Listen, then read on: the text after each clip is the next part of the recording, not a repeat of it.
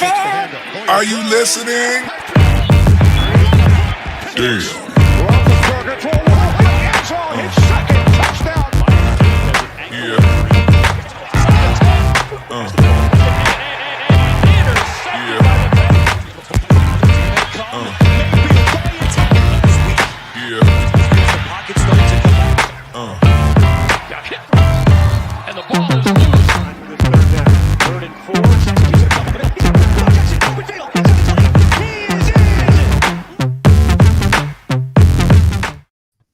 All right, welcome to AFC North. Today, I see we have a lot of new listeners or viewers in chat today. I can tell because everyone's asking why we're late today. And if you've been watching the show for a while, if you've seen us live, you know. It definitely was on me. I'm not gonna let you guys take the blame. These guys were there on time. I was the reason that the show was late. I had to get some stuff for my son, and my wife wanted to talk to me real quick. So family first. Don't blame these guys. You guys can blame me. Listen, ain't nothing to get blamed about because this show's gonna be late. Ain't nothing. So stop blaming stuff. Stop pointing fingers in the chat. Who was the reason why we was late? We are the reason why we was late. We could have started the show and let Ace jump on, but you know what? We wasn't gonna do that. We was gonna kick it in the back. We wasn't rushing to start the show before Ace got back there. We was talking about other stuff, life and everything else. Should. You know what I mean? We should. I know. You know, we have a Patreon now. Maybe we should record the pre-show because sometimes the pre-show is actually just as good or even better. Yes, perhaps the pre-show is definitely for sure. The pre-show can be fun. All right, so we're gonna we are just a couple weeks away now from the NFL draft, and I want to let everyone know you guys have been asking us. You asked us last year to do this. We didn't get a chance to get it done, but we are this year by request doing a live show, AFC North Talk live draft show right here on the channel. It'll start right at the beginning, pick number 1. And so we will be here for the entirety of the draft.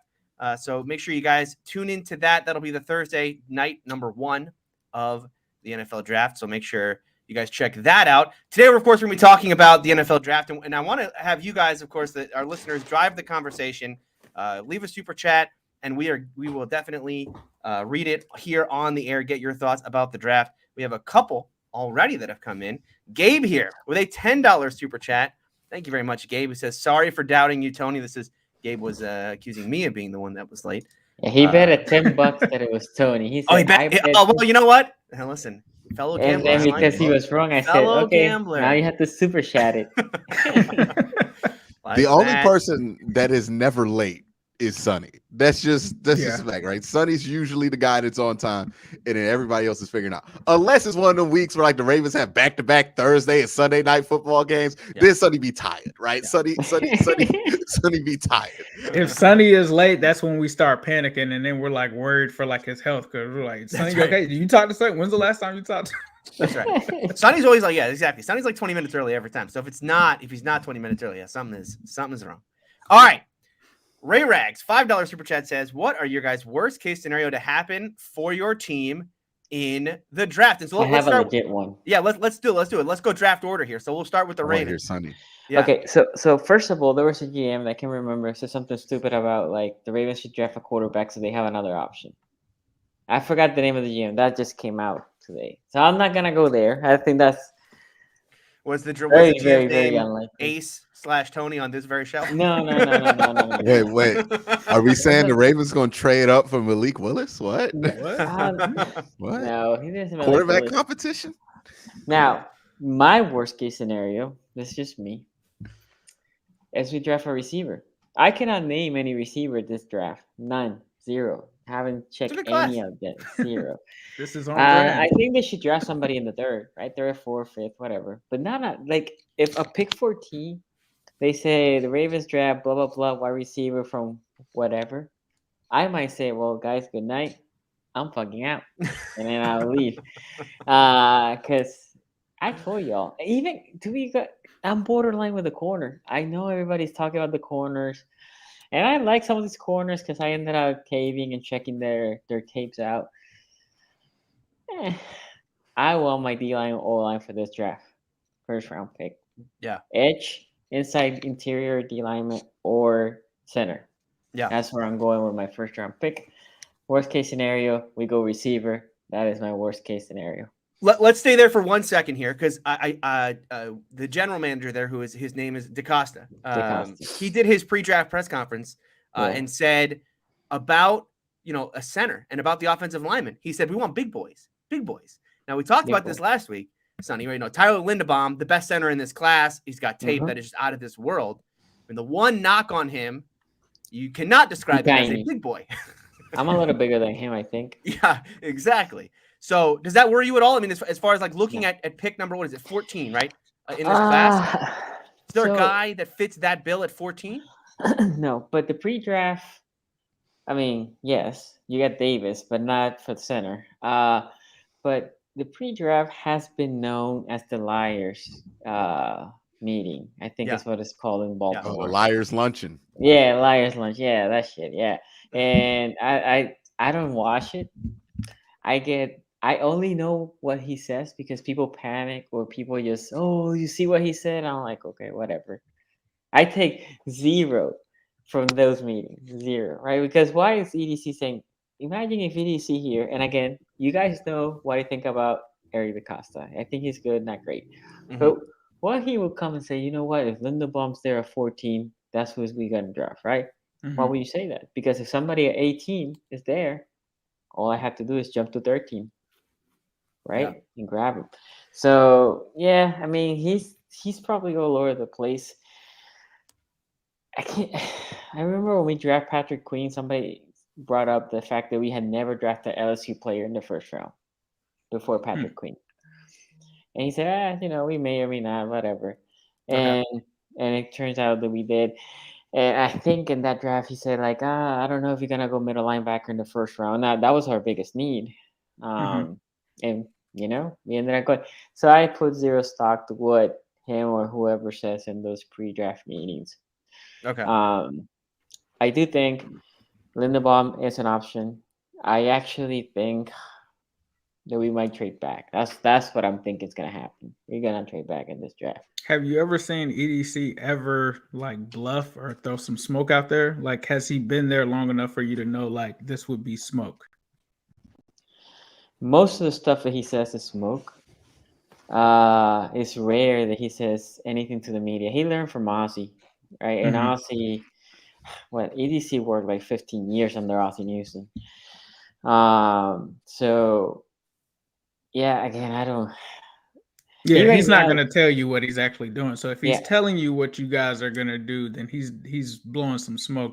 One of my biggest concerns is he says we don't need our receivers. We're good with our guys, right? And I'm hoping that's the truth because that's where I am too. I'm like, if you want to draft a 3rd or 4th round guy, right? But I'm what I want to see is Bateman, Hollywood, and then Prochet, Duvernay in that 3 slot, right? That's what I would like to see coming up next year. Yeah. What I don't want is, oh, yes, let's go wide receiver 1 in the first pick because Jordan might be there, Linderbaum might be there.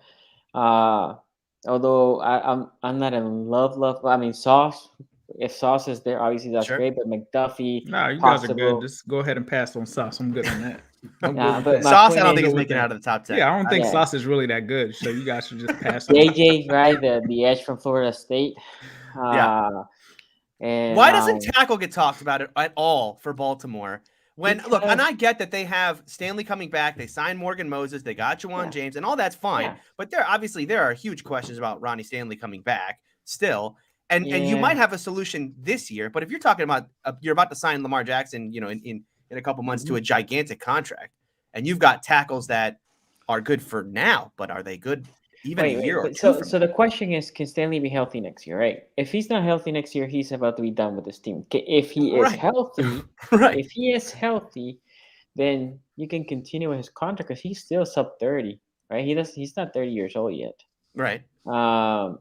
So then you can say, okay, I don't need anybody else to go in my left tackle position. If for some reason he goes back to being injured for the year, then you have to figure that out. But if you invest a 1st-round pick on a tackle to be your left tackle, you're basically saying, okay, Stanley's here for this year and he gone. Right now, center, we have 2 backup centers in the team, the roster. Macari, he was the one that did what against Buffalo when we played with Buffalo. But then Lamar Jackson got concussed. And then we had Tristan Colon Castillo, one of the few Puerto Ricans in the team, in the league. That's why obviously I root for him hard. By the way, I need that jersey. Anyway, so but I think although I like TCC, he is good as a filler. I don't know if he's gonna be great as a starter. The Ravens haven't typically drafted a high center at all. If you go back and check, Bozeman was a 6th-round pick. Before that, Skura was an undrafted guy. Before that, we have Ryan Jensen, which is in Tampa, right? He was a 4th-round pick. Those are our last 3 centers. Yeah. So Lindenbaum, even though I love him, we might not draft him because that hasn't been the history for centers. We had done it for guards. We got 2nd rounders, 3rd rounders for tackle. Obviously, Stanley was the 6th overall selection. And then and throughout the history, we had Jonathan Ogden. But centers are not a position that this, from Aussie, EDC hasn't done it either, that we gone early in the draft. Now, edges and defensive interior, that's a different story, right? The last defensive interior that we drafted in the 1st round, as I recall, I'm pretty sure he's the last one that we drafted in the 1st round is Haloti Nada. And if Jordan Davis can be Haloti Nada, I'll be happy with that. Yeah, that wouldn't be a bad trajectory there for his career, no doubt. For me, I think my biggest, the worst case scenario, and I said this on Locked On Steelers, which you can listen to, it came out today as well. And I'm starting a support group in case this happens because I think there's a possibility, Steeler fans. My worry is that they stay at 20, they don't move up, they just stay at 20, and 3 or 4 quarterbacks are already off the board. And it's and you're thinking to yourself, all right, well, there's no way that the Steelers are just going to stay at 20 and take, Matt Corral or, Sam Howell or something like that, right? And then they do. Sam Howell. I just look, it's hard this year because, when Sonny says I don't believe anything that comes out of my organization because it's all smokescreen. We Steeler fans are the exact opposite. We read into literally everything Mike Tomlin says, everything Kevin Colbert says, and especially all the pro days that they attend because, this team hides nothing. There is no such thing as a smokescreen. Think about last year in the draft process. Every conversation we had with the Steelers in the 1st round was about Najee Harris or the running back position. Right? It was Najee. And then, we get to draft day, and it wasn't a question of if they're going to draft Najee. It was a question of, is he going to still be there when they're on the clock at 24? And it was the same way, even with Devin Bush when they traded up, right? The question wasn't, do they like Devin Bush? Do they like Devin White? Yeah, they like him a lot. Are they going to go up to 10 and get him or go up into the top 10 and get him? And they did. And so with this year, we know that they like Malik Willis a lot. That's been known since the combine. Now, I think that they're part of this group now that's coming around on Desmond Ridder. But how do they feel? How do they feel about the 4th and 5th guys? How do they feel about Matt Corral? How do they feel about Sam Howell? Is this a due diligence thing? Hey, let me make sure, because we're in need of a quarterback that we turn every stone here just to make sure that we get the full information about all the different prospects here. Is that what Mike Tomlin and Kevin Colbert are doing? Or are they in a situation where they're going to sit at 20 and go, we need a quarterback and we're just going to take the best one available? Because to me, that's bad process. That's bad process. Even if they get it right, you could just luck into it. Hey, we'll just stay at 20 and Matt Corral ends up being a great quarterback. But even still, I think, I have said this 1,000 times on this show and on Locked On Steelers. I want the Steelers to go get the quarterback you love. Don't settle for the guy you like. So if they have to trade up in this class to get that guy, I'd rather they trade up to get a guy who ends up being a massive failure than they stay at 20 and just take, whatever the best of the rest. They got lucky. Yeah, exactly. Well, I heard so teams get 20 visits, right? Isn't that 30? What it is? 30. And 30. the Steelers are using 15 on quarterbacks. Right? Yeah, they're using 7. That's they're all 5 of the top guys are coming, plus the guy from Nevada, Carson Strong, and the guy from South Dakota State, who I can't pronounce his name, but he's an underrated guy. Did South Dakota State got another one? Because Christian Terrence came out 2 years ago, right? He was a pretty good prospect. Yeah, I've never heard of this kid until I read on until you saw that he was visiting the Steelers. Exactly, it's like they're visiting. He's visiting Pittsburgh. I'm like, all right. Well, my question is, why didn't they do this last year?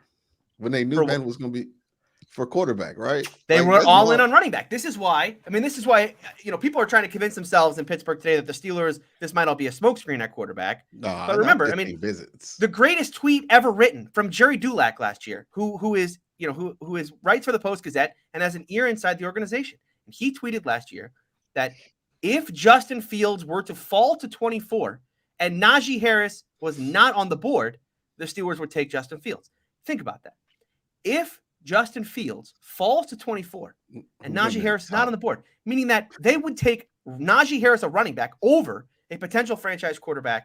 I mean, that's where this team is. They hone in on a certain spot and they go, okay, this is where we're going. This is just a hell of a year to hone in. Exactly.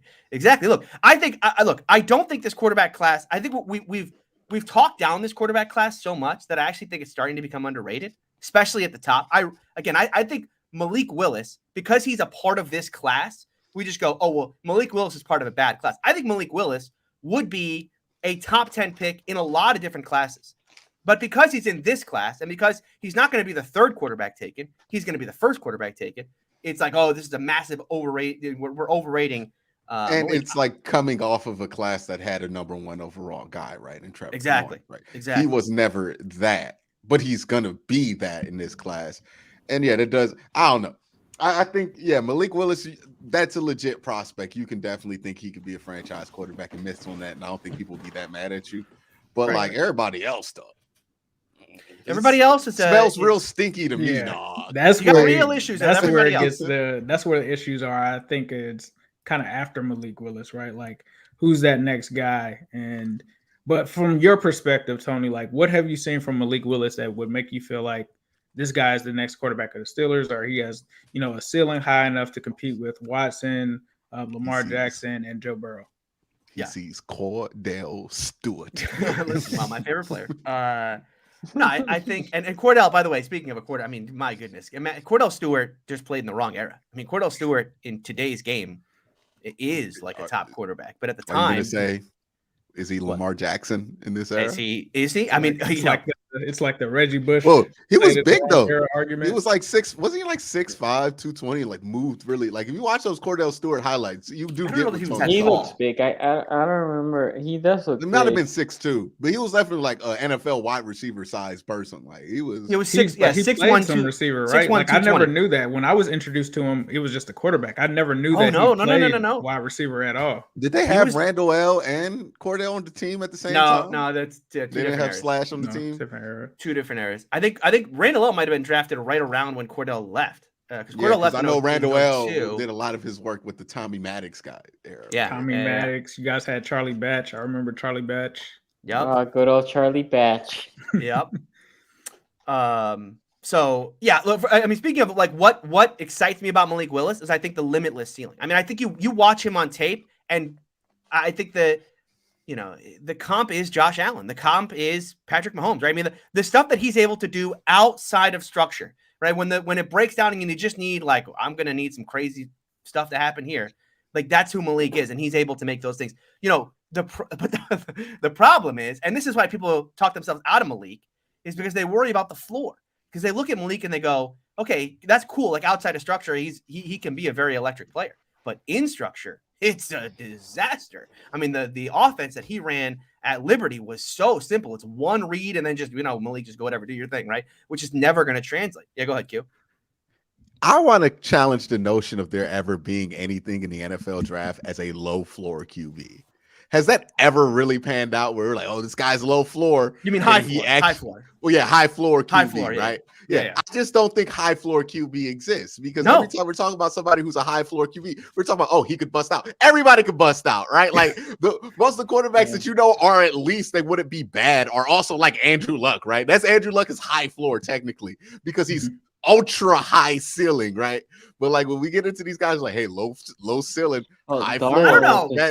Darnold was considered a high floor guy. High floor, yeah, exactly. No, Darnold was that way. Yeah. Josh Rosen was low floor guy. High floor guy. So cerebral. High floor guy. He stunk. Sam Darnold came in the league. Stunk, right? Yeah. Like every time we try to predict if these guys are gonna have low floors, it's like, no, the dude who had the lowest floor in that draft, the highest floor in that draft class, it's Lamar Jackson who probably had to like hit the worst Lamar Jackson game or is Allen, probably better. Well, the worst Josh Allen game is quite atrocious, right? If you get like to a really bad Josh Allen game, he loses sack yards, like he throws interceptions. Lamar just gets sacked and throws some interceptions, but he'll get a good run in. Like he'll get 60 rushing yards at the worst in a touchdown. And we don't even want to talk about the Baker Mayfield floor. Like that thing could get crazy too, right? We saw 5 interceptions in the game once, 4.5. Yeah. So yeah, this is I challenge this because it's just basically Kenny Pickett, right? And people are like, "Hey, man, the floor is so high on Kenny Pickett." I'm just like, "Oh, it's Kirk." You know, like, what does that mean? Kirk Cousins. What I mean, that just tells me that your expectations are exceedingly low for Kenny Pickett, right? Low. That he cannot let you down because you never thought he was good to begin with.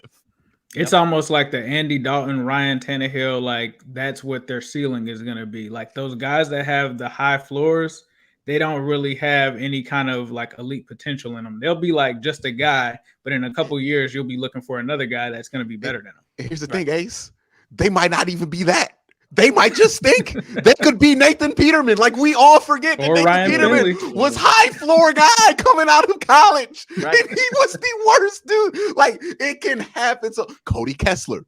Oh man, high floor on Cody Kessler. Yeah, LOL. Right? Like we act like the high floor guys can't stink as bad as the high ceiling guys. And most of the time they're worse, right? Yes. The high floor guy. The high floor guy has usually a much worse quarterback than this guy, this guy is such a low floor, he could be just completely awful. It's like, that guy usually turns out to be okay. And the high floor guy, that's usually the guy who's terrible. All right, Q, let's get look, they don't pick until the second round. So what's your worst case scenario in the draft, or do you even have one? Because y'all know what I'm doing. Y'all know what I'm doing. I'm watching. The only reason I'm watching day 1 and day 2 the day 1 of the draft is because I gotta make sure that Jordan Davis and Perion Winfrey don't go to the wrong teams, right? I don't want them in the AFC North. I would particularly not want them in the AFC. I want them in the NFC so I can guilt-free cheer for them because I like those two players. But I especially don't want to live in a world where the Bengals or the Steelers get Perion Winfrey, which could happen. It sounded like it might happen. It sounds like it's very likely it could happen. It happened and here. Then God forbid, the Ravens get Jordan Davis, or the Steelers somehow get Jordan Davis. I know people are like, Jordan Davis is gonna fall all the way out here. Yeah, we thought the same thing about TJ Watt. And what happened? And the whole league just let the Steelers get TJ Watt for free. Right. And the Browns helped out twice in that matter. So it's just I got players that I don't want to be in certain places because, man, it would break my heart to have to be angry at Perion Winfrey because he sacks Jacoby Brissett week 1 or something like that. Like, I'm not trying to live in that world. I've hyped this man up too much to be angry at him. And then Jordan Davis, I just don't want that problem, right? Like, I just don't want that problem in this division. I want to be able to run the football. And I feel like Jordan Davis is going to be able to stop you from running the football pretty adequately, especially if he's in the right defense. And I don't want nothing to do with him in Baltimore, especially. So, no Jordan Davis at 13. Well, 14, right? You're at 14. 14, Ravens, yeah. No Jordan Davis at 14. And the Bengals, stay the hell away from Perion Winfrey. Just stay away. Just leave it alone, dog. Resign Larry Ogunjobi. I like this. I like this mentality. It's not what's the worst case scenario for the Browns. It's what's the worst case scenario. Could you imagine this scenario for the AFC North? You get the Ravens get one of the pass rushers, right? That they like, and then no. Let's say they get Johnson, right? And then they're sitting there. Winfrey is about to go to Cleveland, right? Pick 44. And the Ravens go from 45 to 43 and get Winfrey. No, y'all somehow. There's no way they're going to go edge and DT. There's no way the Ravens go edge and DT. I mean, have you watched the Ravens for the last 5 years? Every year you're like, they can't get more defensive players at the line of scrimmage. They go and sign like 8 dudes there. There's a rumor that this year they might go all defense on the draft. Right, but I think they have to address corner, and they have to address their corner room right now behind Humphrey and Peters. Yes. Dog, remember when their wide receiver room? Remember when their wide receiver room looked the same as that? Just ran that 4-3 today. They adjusted it to a 4-4. 4.44 is what it Still- was. Oh man, still fast. still so slow. Oh, Yeah, it's 4.4, not- that so slow. changes things. I don't want What a that. bust. I don't You want should that. fall to 20. You don't want Stingley? You don't want Stingley? No, no, Okay, no. cool. I was, Hey, I'm good with that. Yes. I was making Hey, you know the what? joke. I don't want the Ravens to have Stingley. either. Look, EDC. I was I making hope you the were joke listening- that I don't listening to all want of that. this. I don't want somebody running a 4.40. Too slow. Too slow. Yes, it's No slow. I long don't want speed. that. How's he gonna keep up with Hollywood Yeah. Brown in practice? Yeah. Isn't Yeah, you Hollywood don't in a want so no wide receiver, but isn't Hollywood in a this is year 4 for Hollywood? Is Well, he, this is did year he 5. get his 5th year option? No, this is not year 5. This is It's not year 5. Okay, so they got the 5th year coming up with him. Okay. No. Wait, did they exercise it though? Wait, 'Cause the The it's deadline past hasn't the come deadline. yet. I think For that this is draft, the deadline this hasn't Will come. year- they? This year's 4. Yeah, no, this is year 4, I think. Uh-oh. They probably will. I mean, the way LJ went out They have to. went off on Twitter about people making fake trade scenarios with him, they gotta exercise. If they don't, then that's gonna piss Lamar Jackson off. Well, if it is I year mean, 4, that's true. they But already like, do exercised you it. really want to extend the 5th year option on Hollywood Brown? Like, I don't know. Seeing that deal that Diggs signed today, I would take it. It's exactly why I wouldn't get him on the 5th year option, because like, is Hollywood Brown doing anything that you probably can't replace with the 2nd round pick in this year's draft? He's not bad, but like, I would say You know what I yes, mean? just because he already has the chemistry with Lamar, right? chemistry So with like Lamar. a Good new voice. receiver, That he don't has to take learn that the long. league, he has to learn the speed, he has to learn Lamar. So I would Bateman- probably yeah. say that, but yeah, you Bateman can't has give been in him Florida right now. You can't give him that money. Bateman that learning Christian all Kirk those money. plays, You definitely bro. can't do that. You definitely can't give Hollywood Brown Christian Kirk money. I'll Yeah, tell the you that wide right now. receiver money part of this is getting a little. It's getting crazy. Oh, wait for Deontay. We're gonna have like a the pushback against this, right? I mean, it just has to come. They can't keep paying wide receivers like this, can they? I mean, At some point, it's gonna be like, all right, well, we're just gonna let guys go and like live through the draft. Some teams have. When to did start doing that. when did the running back bubble blow up? Because people forget running backs used to get traded for like 3 Wow. first round picks, and then that thing blew up to a catastrophic point, right? Like, because what is it? Even like Marshall Faulk got like a crazy contract back in the day. yeah. Like, it was like a big deal to sign a running back up until like 2010.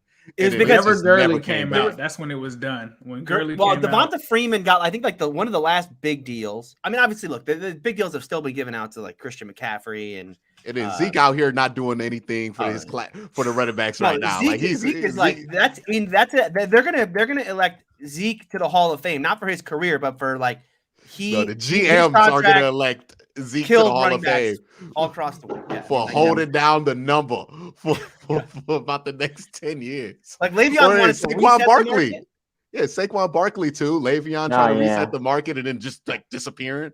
You Like, know, Christian McCaffrey got paid, but I feel like in the past year and a half, he's been hurt a lot. he's been hurt a lot. And These guys get paid and then they McCaffrey. disappear. Yeah. And I love McCaffrey too, but I would nah. when did it get like this? It wasn't always like running backs used to have like 8-year careers, like not like long careers, but like 8-year careers. It Now was it's right like, around when Le'Veon was looking for his, because so it was like 2017, 2018 was right around that time. it was, it just kind of the valve shut off. So yeah, it was a little bit before that, because what happened before that was the draft value dipped on running backs, right? Where first round running back Trent Richardson, that's where this thing started. The Browns drafted Trent Richardson with the number 1 overall pick, then traded him to Indy for a first round pick, with the 3rd overall pick, and then traded him to Indy for a first round pick after his rookie year. He stunk so bad that he was out the league a year after that, and then like no running back went in the first round for like 3 years after that. I don't know, but then you had Zeke and Leonard Fournette and Christian McCaffrey and Saquon. It takes dips where like people are like, oh, this guy's different, right? He's not 5'9" like Trent Richardson was, right? Like, we just let that happen. I don't know how we let that happen. We're like, yeah, this 5'9" dude at 212 pounds. That is, that's what happens, right? Reggie Bush gets taken 2nd overall, and then running back value dips because somebody made a terrible decision. The reality is also cute. What was the last time a first round running back paid out? Second round have been good, third, but first round. I did this whole research last year when the Steelers drafted Najee.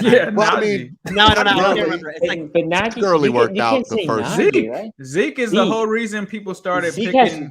Zeke had like 2 or 3 years, right? Zeke had like 2 or 3 years that he was really Zeke good. on his rookie deal worked out. Zeke was after he signed the really contract. After he Yeah. signed the contract, Disaster. not so much. No, Yeah. but Zeke was the one where it was like people were already on that fence, like we're not taking a running back in the top 5, and Zeke was the one that pushed people back into that because you got to remember he got taken over Jalen Ramsey, and a lot of people were like, "You're gonna take Zeke over Jalen Ramsey? Like what?"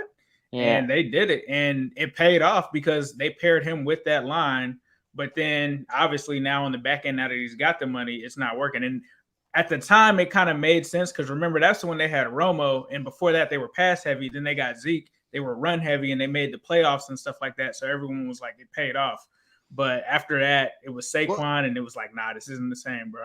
It's a short-term deal, though. Like, you know what you're getting when you draft a running back in the first round. It's like, all right, man, we're going to rock with this for 2 years, 3 years, and maybe we get a fifth out of it, but we know what's up. It's a short-term proposition. Yeah. I just don't understand drafting running backs that you don't even know are good in the first round. Like when somebody did that Rashad Penny pick, right? That was like the Seahawks in the first round. Oh, what? Did you see Rashad Penny splits in the last like 6 games? He's good. Like Rashad Penny. No, you know what I'm not about to do is try to figure out if a running back's good in year 5 or year 4 of his career. Light bulb came on for him. The one person I would probably say is worth it that did kind of pan out is Alvin Kamara, but he wasn't in the first round. But he was one that got paid. Derrick Henry in the second round. But I was gonna say Derrick Henry. Is it really Adrian Peterson, the last guy that's truly worked out? Yeah, Zeke. Yeah. I mean Zeke. Zeke worked out for a little bit, but AP worked out through multiple contracts. Think about this, Tony. What's the last game? AP is not human. AP is not human. Think about I think Adrian Peterson was the last guy that was like, okay, that's a franchise running back that was worth the second or the third overall pick in a loaded draft. Yeah, because remember, the funny thing about Adrian Peterson too is Joe Thomas, the best left tackle of his era, and then Calvin Johnson, the best wide receiver of his era, both in that draft, both went in the top 5. AP outlasted them all. At running back. He tore his ACL, came back and ran for 2,000 yards. He's not like he won't get into the Hall of Fame for like 5 years after him because they've already retired. Like Joe Thomas is going to be eligible next year, right? And so is Calvin Johnson. Like Calvin Johnson's already in the Hall of Fame. Calvin's in. The only person I would probably say outlasted AP has got to be Frank Gore. There's got to be nobody that's had an extensive career like Frank Gore. Like, yeah, is he done? Did he retire yet? He just retired like what last year? Like with the Bills or something? No. He was on the Titans for like a couple of days. Right? Yeah, he just signed. No, I think that was a different Gore. A one day contract. No, that was Frank Gore. No, that was the different Gore was on the Chiefs. Frank Gore signed a one day. Frank Gore signed a 1 day with. San Francisco. Adrian Peterson was on the roster this year. Yeah, he was. He got cut a couple times, and then he was on like another team. Like he's still getting it. Was good enough to be like, I'm mad I'm not getting the ball. Release me. Like, and then he got picked up, I think. Yeah.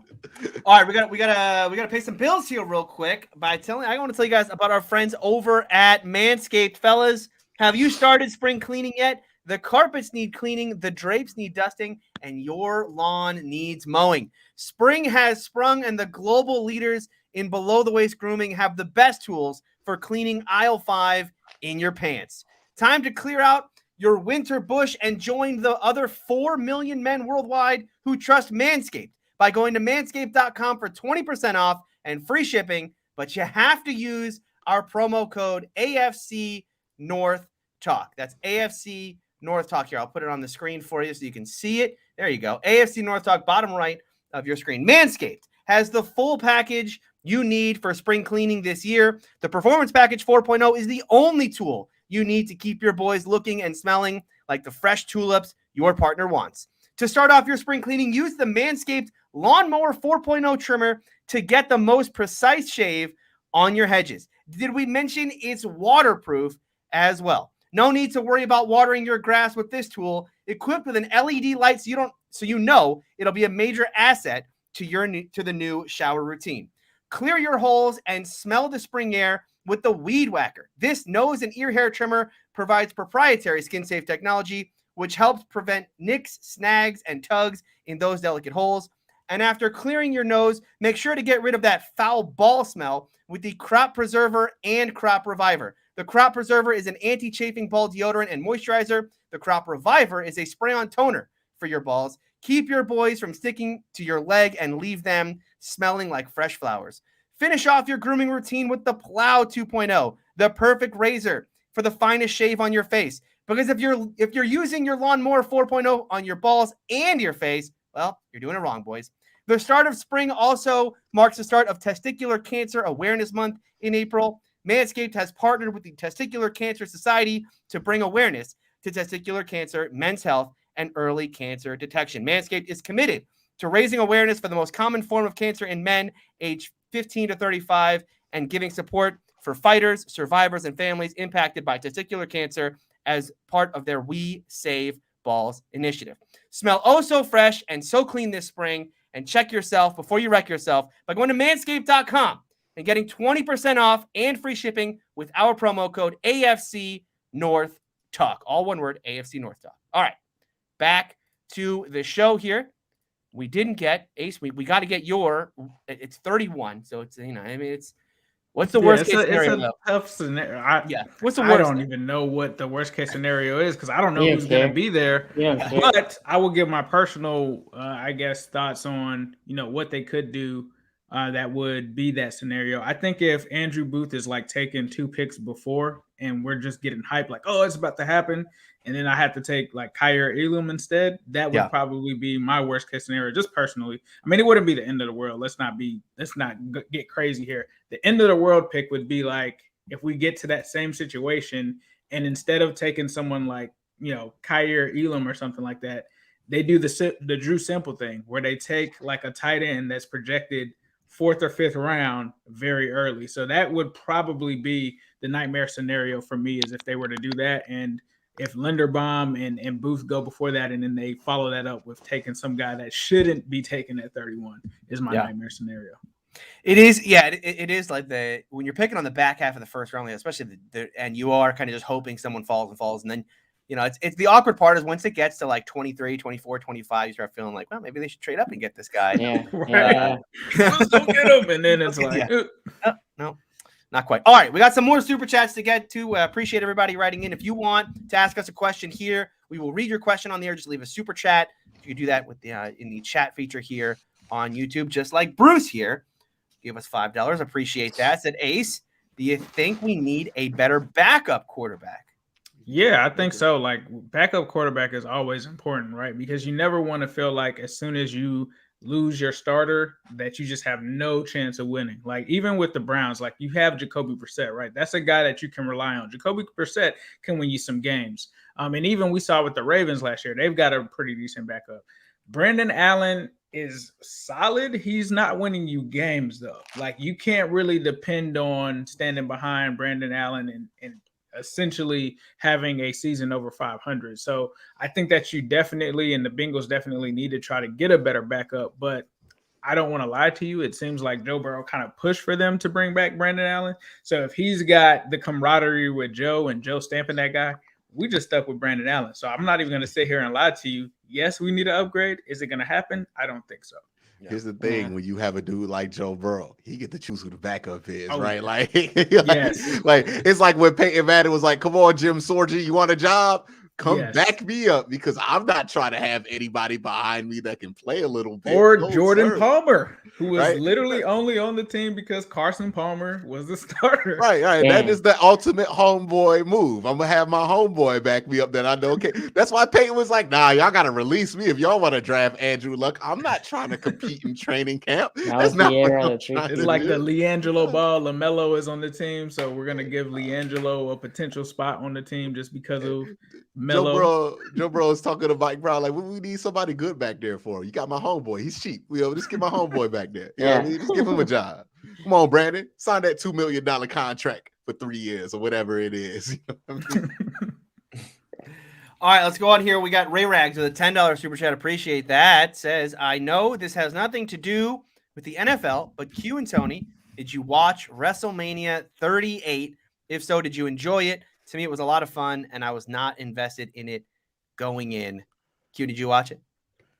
I watched like the Cody entrance and then part of the Seth Rollins match. And I think I watched some of the Bianca Belair match. Okay. But yeah, it's just, I don't know. Then they cut to like this skit in this package where like Vince was like at a desk and he was like, "Oh, who's your," and it was just like, it felt like a sitcom, and I was like, yeah, this is why I don't watch Yeah, WWE he's like, nah, anymore. he AEW now. He team AEW. He out of there. Yeah, I'm not about to argue with people over which wrestling I watch, by the way. So if you're gonna hit me up on Twitter trying to argue about wrestling with me, because you watch a different company than me, dog, I'm not about to do it with you. Go outside, do something else. the whole two nights of 4 or 5 hours. I mean, we're talking about 8-9 hours of programming you got to watch over 2 nights. The show's not that good. Look, I enjoy wrestling from time to time. I don't know if I'm willing to do like the NFL draft, but it's WrestleMania.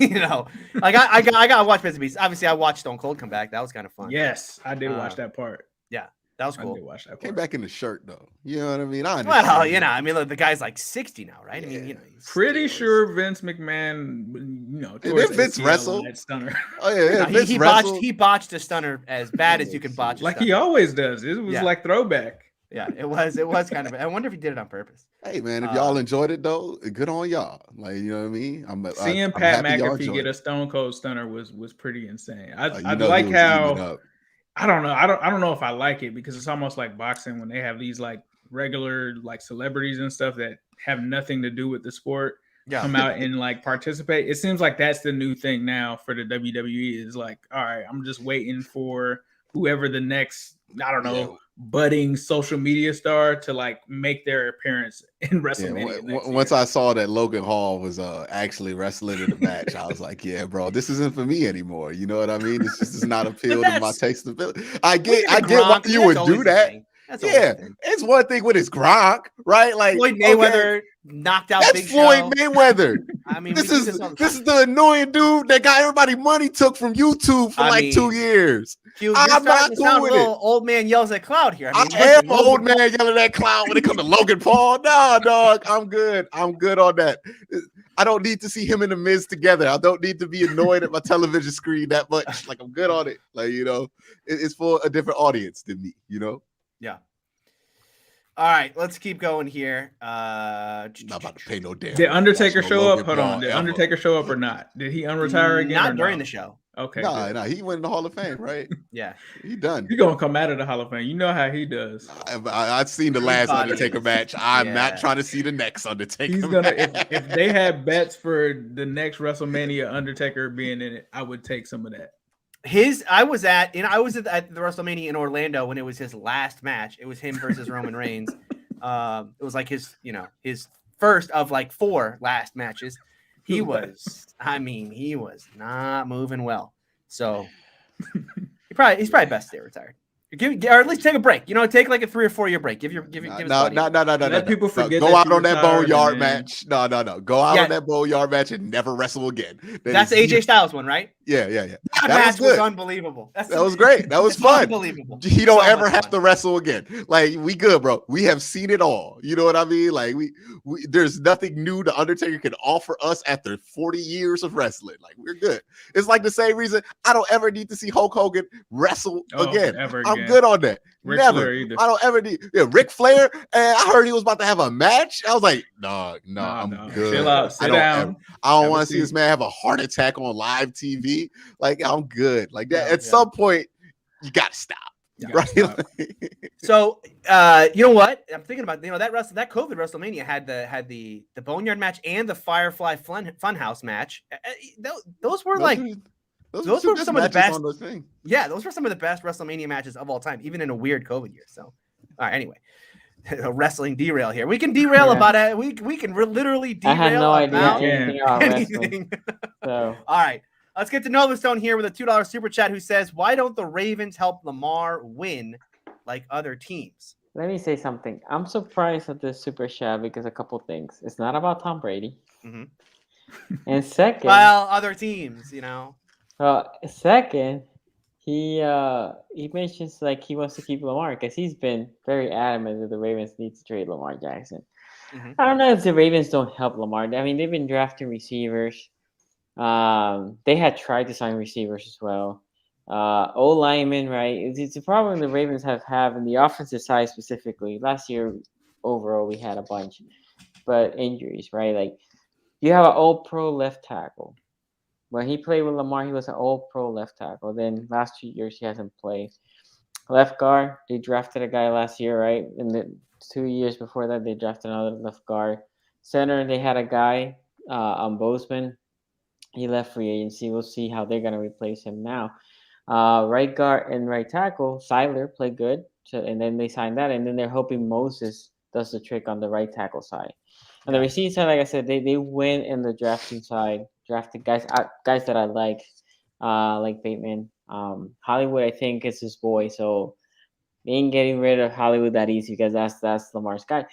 And you have Andrews on the tight end side.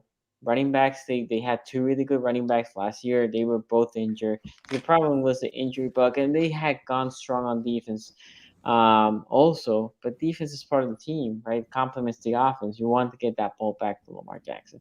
So I don't think they don't help them. I think the past couple of years they have been having problems with injury, which like, now when I look up draft profile, somebody's like, this dude had X injury. It's like, no, I don't want him. I don't care about it. I don't want him. Yeah, you have to have a clean bill of health in order to get on Sonny's. If it hurts draft your board. pinky, F that. Yeah. So, Out, I need to all the talk way to out. you. All right, Ray Rags with another $2 super chat says, I'm so happy I derailed the show for over 30 minutes. He did. Yes. It's a good derail. Oh, was he the first derail? I think he was Yeah. the first. Yeah. He was And then I think he also worst did the guy. WrestleMania one. So Yeah. it's been He's Just been we flex. got 47 minutes in, and I would say about 45 of that. He's the We MVP. got about Ray 45 Rags. minutes of a Ray Rags derail, 2 minutes from Manscaped Dad, and that's See, been the most show. valuable The derail. secret is if you super chat enough, you'll just end up being the producer of the show. You know what I mean? Like- A lot of truth to that. A lot of truth to that. All right, let's get to another one here. Bradley. Sonny, you're going to like this one. $5 super chat says, I'm out. Go. Should the Raven Ravens- fans disrespecting Lamar Jackson. They don't love you like they should.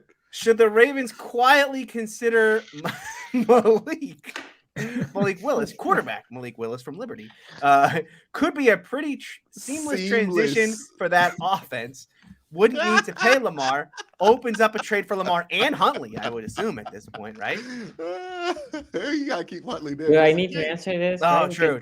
If you wanna transition to Lamar, there you can have Huntley, right? Wait, And he will be Sonny, more though, experienced. fresh legs, though. You know what I mean? Like, Nah. I mean, It's no. seamless. Should the Ravens Like Lamar consider was just a Malik? guy. No. That's it. That's my answer. No, full stop. That's all I have to say. That man said seamless. Like Lamar's a former MVP. He was like, yeah, seamless. The transition. disrespect is crazy. But that's a troll. That's all I'm gonna say. So that's gotta not be a Raven fan, but some Raven fans do be like telling on themselves that they actually do think that Lamar Jackson's a running back when they say, because they say stuff like this sometimes, right? We're like, hey man, we didn't lose much, and I'm like, y'all know he's not actually a running back, right? Like, but I don't know. Some Raven fans be telling this must be the leftovers from the Joe Flacco era, right? Like the Joe Flacco Yeah. diehards. Die They never hard. I remember Yeah. when it first came out, it was a split. Remember, like everybody didn't support Lamar when it first started. Like, No, oh yeah, man, no. this Well, he was a very polarizing prospect. That It was first year. a split. I remember that that first 'cause year. He Big. bought. We won like all the games that year, but like one, and people were still like, "Oh man!" And then he comes back the next year, where people were like, the league figured him out because he had a bad game against the Chargers. Only goes 14-2 and puts up one of the most impressive statistical season from the quarterback position in both rushing and passing that we have ever seen combined. And then people are still like, Because well, maybe here's the thing, because his they had best years are behind him. that take had to be adjusted. Playoff teams had figured him out, which still is still is. Yeah, the goalpost never stops. It's actually still the case. Y'all better start talking to Carolina Panther fans because y'all have the Cam Newton issue where they just go hate on this man and act like he's not good no matter what he does. Because people still try to act like Cam was never that good. I'm like, come on. yeah. Cam was a that's beast. insane. All right, Ira here. $2 super chat says, Apple isn't it at corner. Stop acting like he'll do.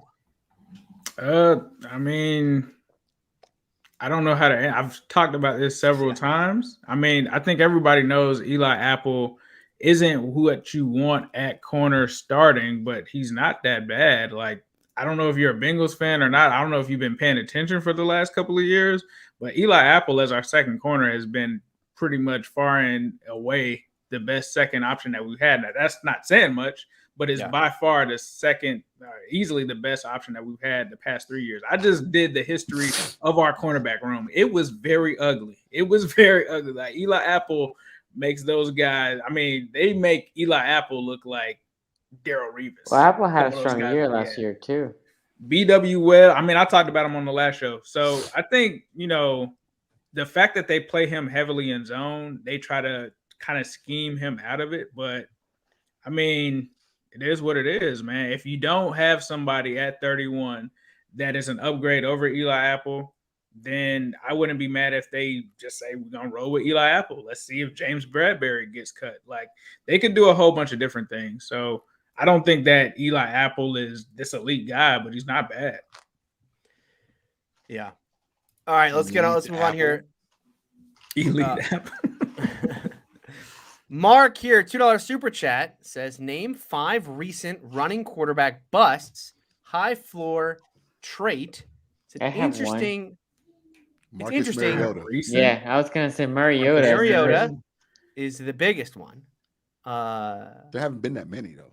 No. There haven't, and I think the reason for that is that this is a recent trend in the NFL, right? You had like the Robert Griffin and RG3. You can put RG3 in that category. Yeah, RG3 and Kaepernick, right? Who kind of they were more athletic of their time. This whole thing, yeah. Yeah, like real deal. Like, well, Mike Vick, obviously, but like those are the first guys where teams were like, we're gonna plan for this guy to be a real deal athlete at the position, but not just like he's good and elusive as a football player, but like he runs fast and you can develop. Right. But then the Ravens really, I mean, they really went and just like we're gonna bring Lamar in and we're gonna zag. We're gonna be a run first offense with a running quarterback, and. Yeah, since then, okay, who are the running quarterbacks that have come out? How many guys out there the guy from the competently that they paid all that money? Taysom Hill. Okay, yeah. But those from first round picks, right? Those I wouldn't consider QB bust. Like, if you pick somebody that was a running quarterback in the 5th round and he didn't pay out, would you consider that a bust? He was just a fly. No. Well, right? also like, is Geno Smith really a scrambler? No. Geno Smith was a pocket. Geno was a pocket passer, pocket passer. Well, here's the thing: is like there's not many of these guys, right? No. It's like saying how many 360-pound defensive tackles that can run a 4.78 have ever busted. It's like, I don't know. There's been one guy that's done that. Well, there is one guy we haven't talked about yet that I particularly should mention here. Mariota. There's one guy that comes, but he is starting for the Steelers next year. I think he was mid rounds. He was a guy that used to be a quarterback at West Virginia back in the day. Mitchell. They had Noel Will Devine. Greer. Not Will Greer. Not Will Greer. Pat White. Pat White had his career ended by Ike Taylor. Someone in chat, some Steeler fan in chat will know who crushed Pat White on the sideline. He was playing for the Dolphins at the time. Yeah, Jalen Hurts has been fine. It's just really hard. Like that, it's just a rare trait to have at the quarterback position. Hurts, like your second round pick. Second round. I mean, here's the problem with second round quarterback. If you're willing to take quarterback in the second round, do you really believe in that quarterback? Like you do we throw Trevor Lawrence in that category? Because I think he's more of a running quarterback. Yeah. Lawrence is in that category-ish. Yes. He moved. Terrell Pryor is a good one. Terrell Pryor is a good one. Someone just said in the comments. And even when we use those comparisons, was he a first round pick? No, he was a second. No, he had. Remember, he was a supplemental. Ohio State, so he was like supplemental draft. Yeah, he was supplemental draft. Yeah, so but he still didn't live up to the hype though. Like Terrell Pryor coming out, you probably, if he didn't steal money from Ohio State and get tattoos, he probably would have been first round pick. No, if Cam Newton never came back to major college football, he would have been a first round pick. No, Cam Newton. Tim Tebow's a good one. Tim Tebow. If Cam never stole that laptop and he stayed at Florida, he would have been a first round pick. But the second Tim Tebow's like the why you shouldn't take Malik Willis, right? It's like, look, man, No. When he was on the Broncos, but here's the thing with Tim Tebow. Games were hard to watch. Here's the thing with Tim Tebow, though. We knew he was sorry when they drafted him. We just thought he had good luck, right? right? People are like, well, you know, it might work out because it's always worked out with Tim Tebow. Like he's been this bad at throwing footballs like all 4 years of college, and this just worked out for him. Like we didn't actually think nobody really thought Tim Tebow was about to just be John Elway or something like that. Motion, remember that? Like, oh yeah, he's just gonna forget about all that muscle memory and just have a new throwing motion. Yeah. It's like when they try, like, we're gonna fix Markel's jump shot from the ground up. It's like, oh, you've already lost, right? Once you get to that point to where you have to rebuild a player's entire fundamental existence at the position, you lost. Hell of a football player in college, though. I won't take anything away from Tebow in college, but had a lot of talent around him. The funny thing that I remember about Tebow, because they tried to have him change his throwing motion, right? And I remember he played the Bengals and he got like almost sacked on one play. He reverted right back to his original like throwing motion, like for a split second. But yeah, Tebow's. That's why Tony's not saying anything. What? I love Tebow. Because Tebow beat the Steelers. I was thinking Trubisky is like the latest one that busted. But they didn't even let him run in Chicago, right? Like, he ran. I mean, they let him run because the pocket was never like formed, but they never just let the man go cut loose. You know, you guys remember Marcus going to? Where's my Canadian hat? Let's go. Vick, but Marcus Vick, you guys remember him? Marcus Vick. Yeah. He was a bigger mess than his brother, right? Yeah, he was not great. Mike Vick had like animal crimes. Marcus Vick had like human crimes. Like that was some crazy stuff that he got into. Ace, I know you got to go in a second. So yeah, I'll rejoin. I'll actually rejoin from the car, so I won't have video, but I will have some audio. Before you go, let's do a mock draft real quick. Okay. All right, here we go. We got one pulled up here. It's from everybody's favorite website, especially mine. Yeah, Tony's favorite. Yeah, no. This is the best one. All PFF. That's right. Love it. All right, so I'm not going to trade up in this draft. Because we traded up. So for those of you who have watched for the last couple of weeks, we did this last week. I traded up to 7. I'm not going to trade up in this one, even though I have it written right here. Malik Willis. No matter what. Does the P and PFF stand for pressures? Yeah, that's right. It's the Pressure Football Factory. All right, let's get this thing on the road. So, Sonny, you're going to be up first, right? Yeah. Is it fast? Stop it. Ooh, stop it right now. Wow, that was fast. Can't keep track. Pause it right now. McDuffie went 8th? What? I paused it, yeah. All right. Oh. When we get to Washington, I would like to talk to them. Oh my goodness. About what, Baker? No quarterbacks yet? We're just gonna stick at 20 and I'm gonna get my guy. Let's get it going. Let him go. Let it go to 11. And at 11, we're gonna pause it. At 11. Maybe Sonny wants to move up. Pause. All right. Sauce. Okay. All right. Take it. Cleveland would like to trade their entire draft to Minnesota.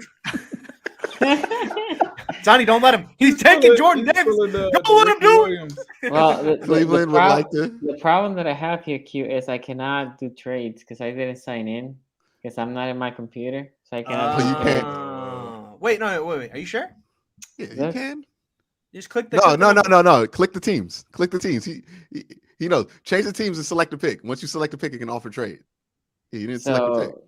Select pick 12 right there. Yeah, under 2022. Yeah. Pick 12. Click that. And then he's acting like he don't know how to do it. Yeah, he can't. Oh, there it is. There it is. Oh, wait. Okay. How come you don't have any first round? This is not going to be enough to get to 12, by the way. Oh, I see. Hold on. Wait. Oh, no. We're going to keep 99. We're going to keep 99. What? No, yeah. Hold on. All right. We're going to second round 2024. Let's see if that interests them. Second round 2024. No way. If Minnesota, not yet. 28%. All right, throw in a 4 times. Throw in that third. Okay. And then my. Okay, let's do it. Let's do it. Pull the trigger. Pull the trigger. Third round picks. Pull the trigger. Let's go. Pull the trigger. Offer trade declined. We're in there. Sonny. You know where we're going. I want the big boy. I want Mr. 4-7 phone with the 1-6 split. Miss Wyatt? Yeah, Devontae Wyatt. That's who you want? Nah. You know who I want. I want go IDL Jordan Davis at pick 12.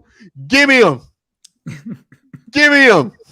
Sonny. Damn it! Select Sonny. them. Sonny. What have we done here? I don't know, man. Hey man, You're somebody trading just out? drafted Devin Lloyd.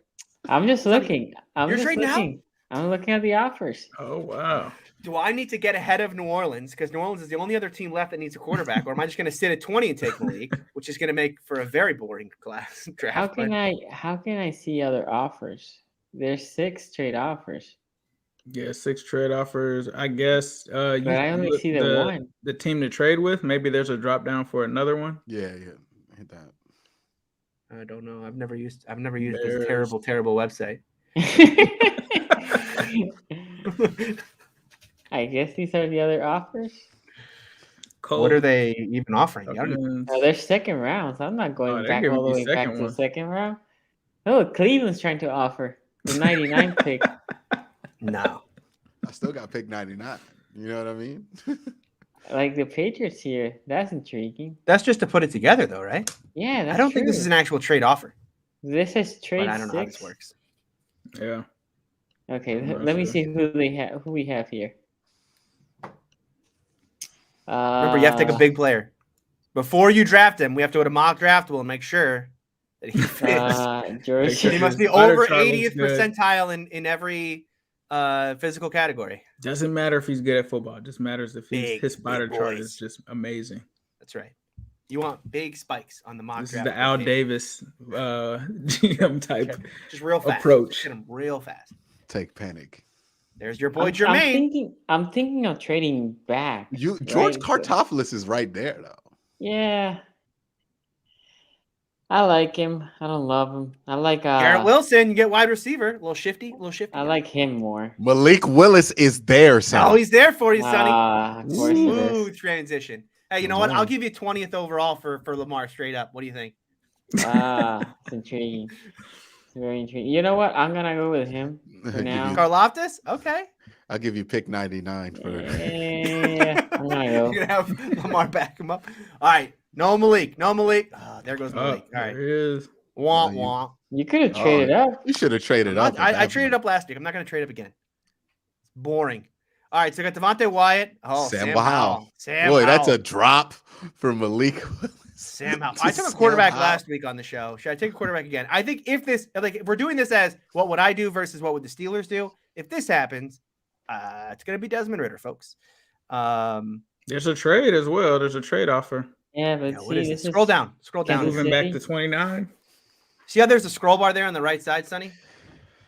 See if you can use that to scroll down and see if there's an actual trade offer there. Okay. No. All right. And then the other thing I could do here is show me corner. Can you show corner real quick? I think I'm just gonna take a safety, but there you go. I hate the Mac. I miss my computer. Booth is still there? Booth is still there. Andrew Booth Jr. with the 20th pick. Pittsburgh Steelers select Andrew Booth. Cornerback Clemson. Yeah, I love Andrew Booth. I do not understand how this is not a top 10 player. Yes. He's pretty good. Jermaine Johnson. Pretty good. Trevor Panic. There goes Scene. Stop the draft. Don't. I'm Cleveland. Nah, I'm not. Please take Perry on. No. I want just put it to Cleveland. Wait.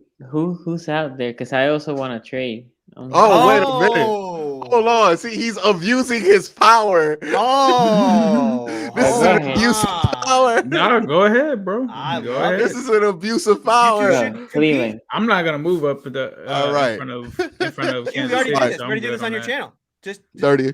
Let's go 30. Honey, if you want to move up, you can if you want to. All right. And they literally offered him everything on the board. Oh my god. No. They're not gonna take. They didn't even put anything in the bar. Yeah, we gotta get. If you offered, it's never. Nah, you broke it, Quincy. The code is like, nope. Hold on. Hey, saying we got a chance. Put Baker Mayfield in there too. That's gonna put it down. All right, let's go for the trade and roll the dice. 27%. Click it 4 times. Oh. Be fine. Do I get 3 tries? You see, the problem is I'm trying to figure out who's out here right now. Who's out Yeah, here? it's What? always hard to see like who's actually still Oh, left who's still in the left? pool. Yeah, It's hard. Who you to looking tell. for? well, no, because I wanted him there. But you he's I can think jump gone. up, Zion is man. probably. If you're You looking can for jump up. interior offensive linemen, I think Zion hasn't been taken yet, Yeah, and I don't think the kid from Mississippi State is he Mississippi Yeah, State or Mississippi? I'll keep Texas A&M. rolling. I'll keep right. rolling. All right. All right. Now we can see stuff. Who you taking, Ace? Hey, Let you me know see what the to do. corners real quick, man. Oh, they took Kyrie Elam Good, just went off the good, board, good, so good. Oh, no Elam? Let's see. Actually, let me see Edge real quick. Petre is a corner, And or a also after Edge, He's a once you look at safety. the edges, I want to see Please. tight end. All Either. right. Boy, Okay, you got corner and edge. Boye Mafe Boye. right there. This is corner and edge, Sonny or Ace. Just so you know, Okay. it's mixed yep. together. All right. Go down a little bit. I The love kid from Michigan must have already been taken. Yeah, Jabba he went. went. Yeah, Jabba Yeah, went. okay. All right. Yeah, he Let me see tight ends as well. Oof, And you this can I don't maybe think there's a filter tight end with all taken three yet. of those. I think it's the dude from Ohio State's #1 guy right now. And I don't even remember him playing there. Yeah, you're not going to see him for a while. Yeah, no. Yeah. There you go. Yeah. Trey That's McBride. perfect. Colorado State is the. Man, it's not a tough decision. Give me McBride. We're gonna ride with McBride. All right, Trey McBride with the 31st overall Even pick. though he had one touchdown. Where he at? He had 1,000 and The tight end. 1,100 yards, but Oh, one Colorado touchdown. State That right there. is Trey insane. McBride. You passed him. Up right there, Right there. 64. Yep. At That is Colorado insane. State, dog. To have one touchdown after having 1,100. That's somebody was like, that's the Julio Jones effect. That is worse than There goes Julio. Sam Howell. There goes Kenny. Uh-oh. Boy, Matt Corral. Oh, only Ritter. hey, I Sonny, like you want to Kyle trade? Gordon. Sonny, you too. want to trade? What do you want to trade with? What do you want? I'll give you Chase Claypool. My favorite. Man, Ah. Sonny, with Lamar in the contract here, how about you get some security and trade for Baker Mayfield? Like, in Yeah. division, that's a discount. You know what I mean? For a second round pick, discount. I like Logan Hall. Shit here Logan Hall's too. good. Yeah. I think they have him. No, that's the other one that has him at edge. I This one, also I'm going to need to trade up. Ugh. I just said don't take a quarterback in the second round, and I'm going to take Ritter in the second round. I'm not going to do it. I just talked myself out of it right there. Why not? He's Marcus Mariota athletically. Well, I'm gonna Yeah. go with the corner, Peach. you mean testing wise? Because when I watch him on tape, He don't let nothing rip. Washington took him. the Steelers good. Pickens went already. All right, I need to see quarterbacks? quarter. Yeah, there's none left. They're all gone. It's the kid from Caleb Elam's there. yeah, my boy Bailey Zapp. Let's go. Wide receiver, please, and safety. Boy, I have heard nothing positive about Carson Strong this whole draft process, and that's shocking. Well, he's got a great name That's for right receiver. his arm strength because he has probably the strongest arm of the class. Well, maybe There's- not. I'm only care about Here's that. right receivers and safeties. all right. Ooh, Justin Ross. Maybe overdrafting him in the second round though. You I like definitely Justin are. Ross though. It's another guy who was like as a freshman, unbelievable, like the Stingley of wide receivers. But since then, He was. not great. Keep going down. Whew, it's all wide receivers. John Mechie. What has happened to his All right. draft stock? Is his rehab not going well? You should I don't go safety from Maryland. You guys Nah, like he's Dude a was third. a Nick first Cross is a rounder good during third the round. year. Nick Cross is a great third round selection. So we're gonna go Justin Ross here.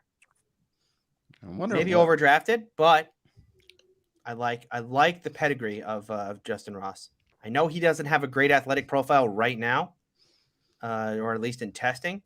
But Let me see who's here, cause are you trading up again? Oh, you tried. You didn't. no, I didn't trade up yet. I'm trying to figure out who the F is there. I hate this website. Oh, wait, Sonny, I'm going to try to trade up here. I think I actually have a chance. Logan Hall. He went out. Damn it. Let me try to trade up here. Here we go. Here we go. And why is Perrion still there? I don't know, but I'm going to find out. Yeah. All right, Here wait, we let's go. see the rest of the draft. Okay, you're not interested in that? Okay, boom. Oh, whoa. That bar's That's- too green for me. yeah. Change that to a 4. Change that to a 4. that second to a 4? Okay, they're not interested. All right, give them the 2. Give them the 2. Give them the 2. And take away that 4. And hold on. Oh, what are you doing? I No. want to get the rest of my picks. Yeah, All right. All right. See Well, ya. let's see who's here. All right, let's go inside defensive Deshaun line. Watson better work out because not gonna be a whole lot of depth in Cleveland this year. Hey, look, baby, win now. You gonna get a wide receiver? Period. Let's go. Take him right now. Draft them. But you already went DI. I want them both. We have who are the Browns' interior defensive linemen? Because our best one from last year just got caught butt naked beating up a police officer. So we don't have any. All right. Let me see. Let me see the safeties real quick. Put that tweet up on the AFC North Talk one, by the way. I want to see it up. I saw it up last week. I want the updated mock draft on the AFC North Talk Twitter. Like Tony, I do like Nick Cross. Kirby Joseph. You're gonna take the 90th overall player at 63? That's a little, it's a I little mean, high. Tony, you I took. think I'm gonna go with Kirby Joseph. Okay. All right. I need This a is safety. a 3-round mock draft, by the way. I'm tapped out. Yeah, I'm. Yeah, yeah, you're done. But Can you I will imagine- reconnect, fellas. I gotta head to the car, but then All I'll right. connect once I Yep. get back in there. Talk to you in a second. I'm gonna go here. Carson Strong. Are you? No. By the way, Tony, I did that so I don't have to cover the draft for the next 3 years. Yeah. Yeah, exactly. You Guilty get some as time off in hell. April and May. Yeah, you know what I mean? Well, it's draft for us. It's like not just the draft prep, right? Not just this stuff, not just inventing stuff to talk about before the draft, but then after the draft, you got to cover it, every way possible. Extensively. How's he going to fit Yeah. into the team? I don't want to do Exactly. that. You know what I mean? We're just going to talk about fourth round guys for the next 5 years. It's overrated. Ooh, Damian We're Pierce. going to run like the Rams. You know what I mean? We don't care about these draft picks. Some good players still left. Yeah. Oh, yeah. Khalil Shahir. But I'm between these two. Channing Tittle. Tyndall? Is Quay Walker still on the board? There's no way. Quay Walker's on the board still? No, I don't think he is. No. Let's say that would be ridiculous. That would be a little, yeah. Well, I'm gonna go Pascal. yes, appreciate it, but there's no way Strong last to me. But let's see. When do I even pick? Oh, here we go. I'm gonna trade. What? You're trading up? Yeah, I'm trading up. Go ahead. 83. I have I get infected. 100. Yeah. I've infected this draft with trade frenzy. Yeah, this is. That's too green, as Quincy would say. You gotta take a What is that, chance, 2 man. fourths? Low baller. Yeah, No. low baller. 2 fourths to get up. Carson No. Strong right here. 6 at 83. We're Oh, gonna you're Carson trading up Strong. to yeah. Is he also a smooth transition to Lamar? I haven't watched a lot of Carson. You put anybody in there, right? Yeah, Yeah, Carson just- Strong. Listen, Carson Strong, yes. he can run to. He can get the Smooth edge right transition, on right on in. his own option. Ah, man. You see, the problem was Quincy. I was looking to trade up earlier to get Winfrey, but you effed up that. Who have I taken? Look, so far? man, I'm gonna make sure my nightmares don't happen. Don't care if I gotta take them both. I'll take them both. Yo, you took a center? All right, I'll take Yeah. Cross then from Maryland. Yeah, I was thinking about taking him, but we just invested in a. So you traded Yeah, ahead of so- me to not take the player you knew I was going to take. I thought you were taking Cross for sure. I was gonna do that to you, but then I figured we might have to pick for. Have you checked the mock draftable? Have you seen whether or not this kid you just took is gigantic? Yeah, I have to check if he's. If he's Because he needs to big. be big. What we're Yeah, gonna pick here for Ace? Ace is off. So what do they need? What right now? I mean, Guard and center. what has he already taken? He took a corner and he took a safety. So he hasn't gone offense at all. Where's There's a the- low key that they should take a mid-round wide receiver because it's so deep in this class. And I know they have those big 3, but they lost what was his name? Mike Thomas? I'm Is gonna that go his with center for them. That's what it says it needs. All right. That's the Easy highest enough. rank. I think that's it, right? Yeah. I don't have any more picks. And nobody has any more picks. Hey, somebody add Ace on. Yeah. Is he in? Yeah. Whoops. I was full screen. There we go. And he's back. All right. So Quincy Carrier just had the best draft of all time. You traded away like 9,000 picks. What them picks gonna mean if we win in 3 Super Bowls in a row? F those You know what I picks, mean? right? Yeah, You know what I F mean? those picks. By the time we gonna need them picks, the Browns gonna be coming off their first three-peat, heading for their second three-peat. I hate this. Did they not give you a grade or whatever? They're not giving me. Because you drafted for multiple teams probably. So Last year they did, but my problem is if they just like give me what we picked. I mean, I can tell you right now, the Steelers took Andrew Booth in the first round, Justin Ross in the second round, and Nick Cross in the third round. So Yeah. it was So corner, obviously Q wide receiver, went. safety. Yeah, Q went 2 defensive interiors. Yep. And the Steelers pick Booth. The Ravens pick left. The guy from Karlaftis. Greece. Yep. The guy from Greece. So that's what I know for him. Then the Ravens put Jalen Petre.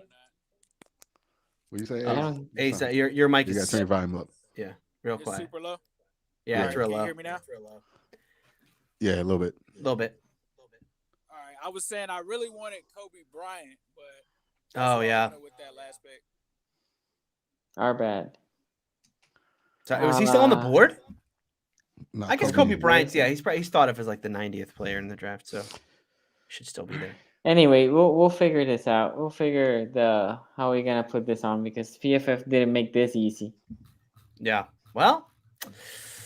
Now we have super chats to go through. Yes, we do. Yes, we do. All right. So let me figure out where we left off, and we can start from there because we do have quite a few super chats to get to. All right. I think is this where we were?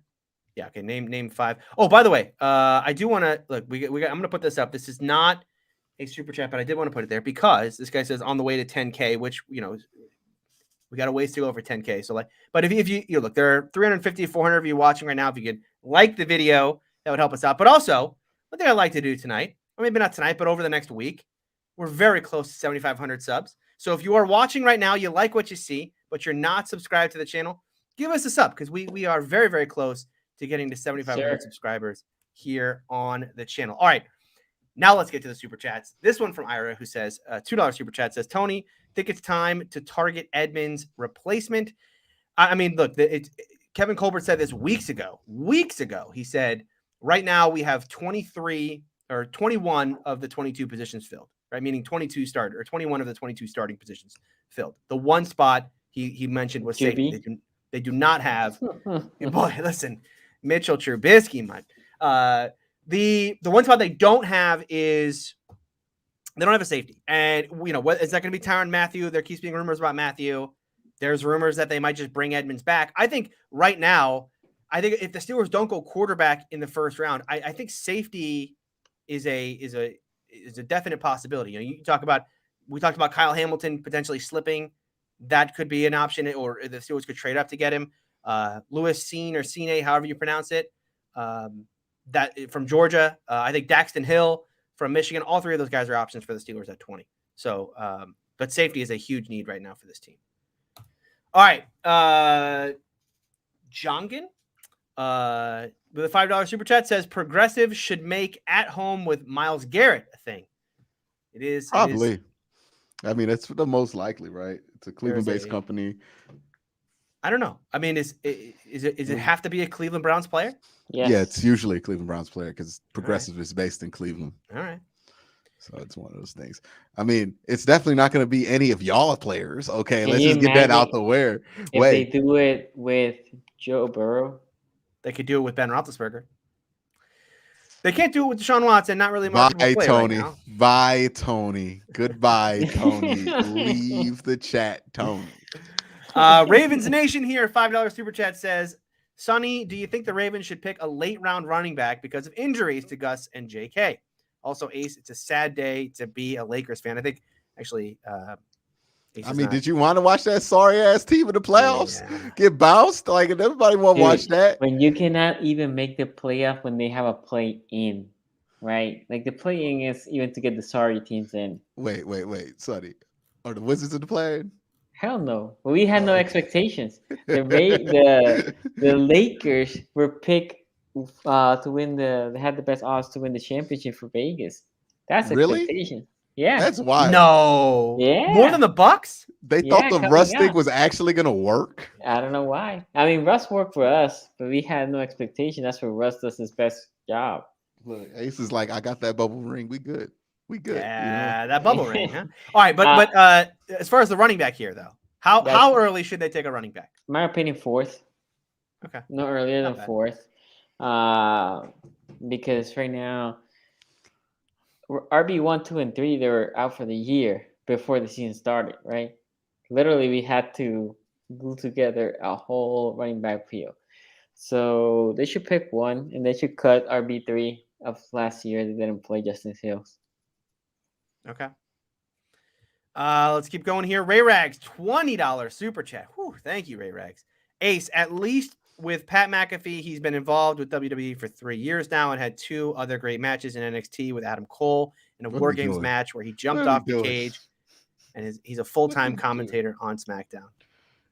Listen, Oh, we're talking about it's it's just WrestleMania. Back to yeah. WrestleMania. That's how far behind we are on super chats, by the way. Is Oh wow. Well, we need to catch up. yeah, no, we're it's gonna be a long one.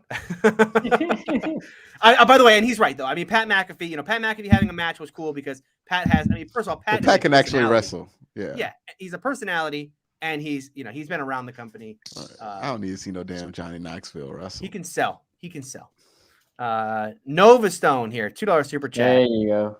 Tom Brady doesn't need much help to win. Plus, he has full control. Yeah, no, he has the control of who the head coach is going to be now too. He's just Todd Bowles, baby. he's driving coaches out. Bruce Arians said, "Another ring, not worth it. Not worth it. No, I can't even do one Hell. ring." Well, did you hear the report that Bruce Arians was just like showing up in the last day, and just being like, "All right, let's make some adjustments." Like he just came in at the end of the week, like he pretty much wasn't coaching. Like he was just like, "All right, let me look over." He was advising the team. Yeah. Well, when you hate a person that much, it's hard to go to work. He looks at Tom Brady and goes, "Man, I wish you were Baker Mayfield." Carbon with a $2 super chat says, Tony, who's going to be wide receiver 3? Sky Moore, second round. Ooh, Sky Moore is a player I like. The other kid I like is Bell, I believe, from Purdue. This is a good wide receiver class. And like I always say with wide receiver, I may have my guys that I like. I'll trust the Steelers. They generally have gotten this one correct. There have been some mistakes at wide receiver, I think, more recently, but they have a long history of figuring that position out in the draft. So they're going to address it. I don't think they're going to go into this season with Deontay Johnson, Chase Claypool, and Gunnar Olszewski as their top 3. I think they're gonna need to add at least one more to that room. And so, yeah, I think round 2, round 3 is certainly a spot you can look to see the Steelers take a wide receiver, and there's a lot of options in those middle rounds. Ray Rags here, another $5 super chat, says Q working hard today. The podcast and a video just dropped. I'm trying to do my best out here to stay afloat. Yeah. And you got it's for the Browns with no first round pick, draft season is a little. Oh, This is why I'm trying to cut my load. You know what I mean? Yeah. He's The gonna draft be here load. trolling, but remember this: We're in all the gonna be second here round, trolling. they're early enough that they could not what he did, but they could trade to like 30th. I do agree, Let's Sonny. say We can. Winfrey's there, and then they think the Bengals can take Winfrey. They can jump the Bengals, right? Imagine. They can if do that. Jordan Davis slips to 44. No. There's never gonna happen. We'll carry on Winfrey at 78. The dream is still alive. We could go double big.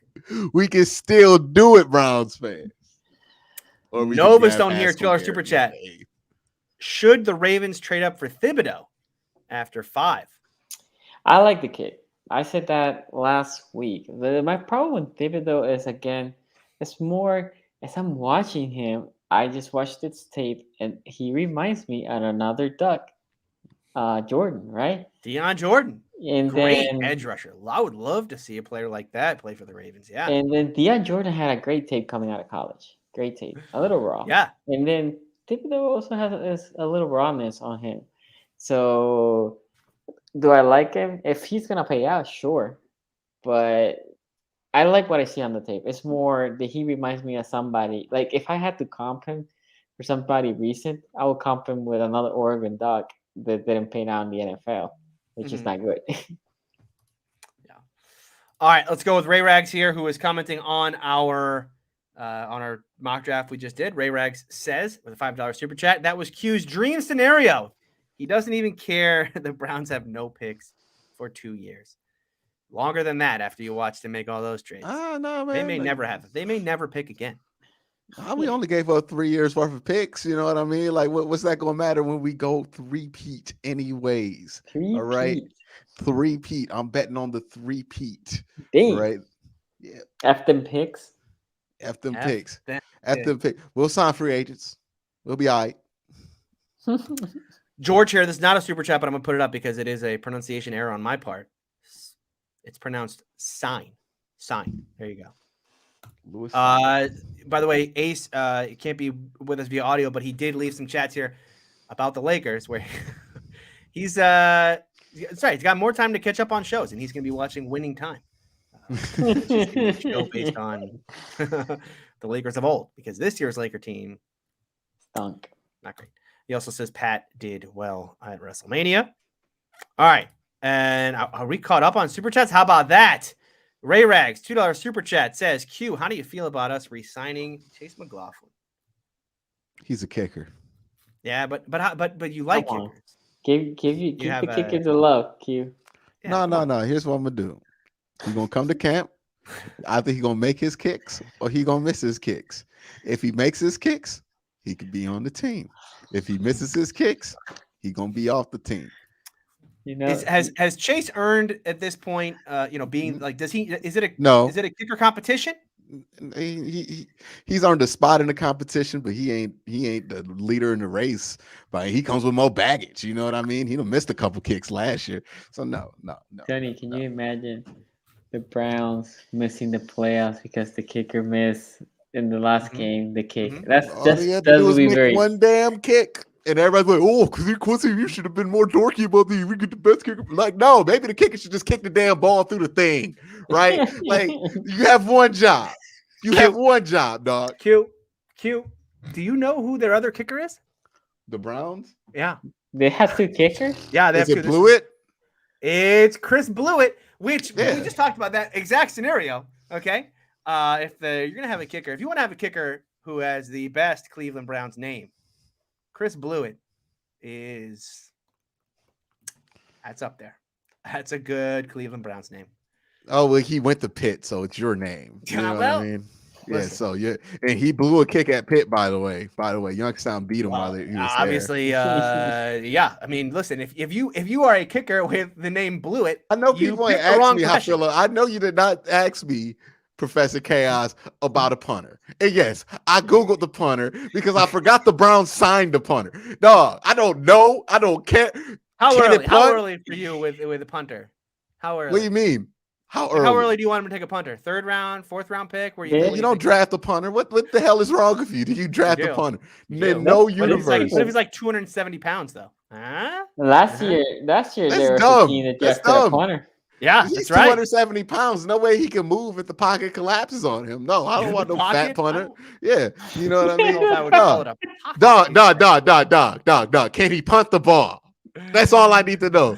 Will he be able to Preston punt the Harvin ball? wasn't great at punting the ball, but he looked really cool. He did look right. Give me somebody who can punt the damn ball. See, this is how I'll get this. We don't have to spend time on punters and kickers. Either they do it or they don't. It's not a tough evaluation. You're not trying to figure out different variables. Every team runs the same special teams offense. It's nothing different. There's no adjustment. Either you make the kicks or you don't make the kicks. If you don't make the kicks, your booty gonna be on the sidelines and off the team. If you do make the kicks, then you will be on the team. That's as deep as this evaluation has to go. Damn. Twitter ruins everything. Pick 99. Twitter actually got you. There is going to be a punter. There's going to be a punter No, taken, I stop it. believe, on day 2 this year. That kid from This San is Diego dumb. State. Cleveland. Can you imagine Cleveland is doing it? very good. I saw a No matter video when he gets taken. of a very good long snapper. And look, I'm not trying to underestimate or underplay the value of a good long snapper, but I was reading the comments and I was like, what a group of people that I would want to be associated with. Less out here commenting about, oh, good snap. Boy, he's good. Look at that form. Man, see, it's an underappreciated art of long. It's snapping the damn football, dog. Like, we don't have to appreciate everything. Some things are better underappreciated. So I have been through the roof with the internet's love of people doing absolutely nothing. Why does the internet love mediocrity so much? Why are we so in love with elevating mediocrity? Why? Why do we do this? Dog. There. So I mean, obviously, day 2 is probably a little early, but Matt, I'm gonna butcher this name. Ariaza is the San Diego State punter who is like a record setter. He will be the first punter taken, and he will be taken relatively early. Now, maybe not second or third round. If you draft a punter, you are a sucker. I mean, I disagree. You are a totally remember sucker. Do you remember that he drafted a punter? And they're suckers for it. 7th round. Suckers. 7th round pick. I can almost justify it at 7th round pick, but Presley Harvin. Yeah. The third. Suckers. The third. If you draft a punter with a 5th round pick, you are a sucker and you deserve to be fired off principle. That is. Didn't the Raiders draft kicker and punter? When's the last team that drafted the Raiders punter? took Janikowski in the 1st round, but but didn't they do punter in the 2nd or 3rd that year? Same draft? That I couldn't tell you. I think they did. Suckers if you draft a punter, because the ideal is, you draft a punter, you'll be there for 20 years. You might draft a crappy punter. Have you ever thought about that, draft nerd? You might just draft a crappy punter. What if you draft a crappy punter? Then you have nothing. And you have nothing to show for it. You don't even if you draft a bad linebacker, you at least got a special teams player, right? Like, at least that. You draft a bad punter, you got a wasted draft pick and nothing else. Not even somebody you could put on the damn practice squad. Stop drafting these. Stop it. Stop it right now. You're not evaluating punters. The Raiders drafted a punter in the 1st round once.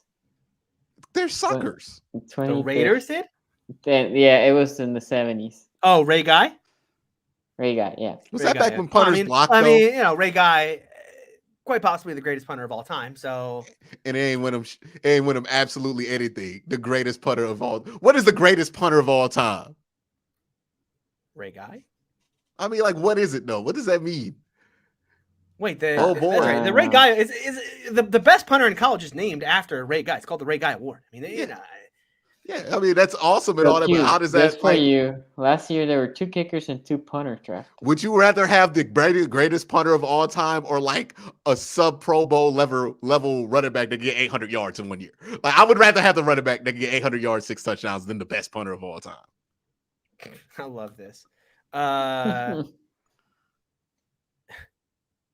with a $5 super chat says, "Would you date Martian Manhunter since he can shapeshift?" Didn't we get one like this last week too? I feel like we got one like this. Then he gets to the real question: what rookie on each of your team have overperformed or underperformed, in your opinion? Rookie from last year that underperformed was Presley Harvin. The punter. As long as we're on the subject, didn't love his punting at the end of the year, and obviously he had a family tragedy, and I think he actually missed a game at the end of the year when they brought in another kid who was actually very good. See, this is exactly why you don't draft a punter. Well, there's a lot of truth to that. There's a lot of truth to that. As far as overperforming rookie, I mean, I would have to say, look, Najee Harris is a 1st round running back, so he was expected to be very, very good. Freiermuth as a 2nd round pick, again, he did what he was supposed to do. I would say Dan Moore in the 4th round, is now going to be the starting left tackle for the Steelers for at least the next year and probably years to come. So that's, for me, I would say Presley Harvin was the worst of their picks last year because they drafted a punter and he wasn't great. And the best would be Dan Moore. What about you guys? Well, last year, I think overperformed, for me at least in my book, Odafe Owe. He definitely overperformed my book. He played better than what I thought. Who underperformed was a guy that they cut. You can perform if you don't make the team. 5th round pick. I still trying to figure out why they made the selection. It almost felt Oh like it was wow, yeah, Sean Wade, right? no, because wait for me. They traded him exactly for the pick that they took, right? So it was, I think they traded him for, they got him in the 6th or in the 5th, and they traded a 5th or 6th, whatever it was. No, we had a guy named Mason. He was a fullback slash Ben tight end. Mason. Yes. Hmm. And they cut him. And I think they were pissed because the idea, in my opinion, was to cut him and put him in the practice squad, and then let our couldn't fullback go, and then have Ben Mason. Yeah. Well, when he got cut, Bill Belichick took him. So obviously That's who they traded Sean Wade to as well. They traded Yeah. Sean Wade to the Patriots. Yeah. Yeah.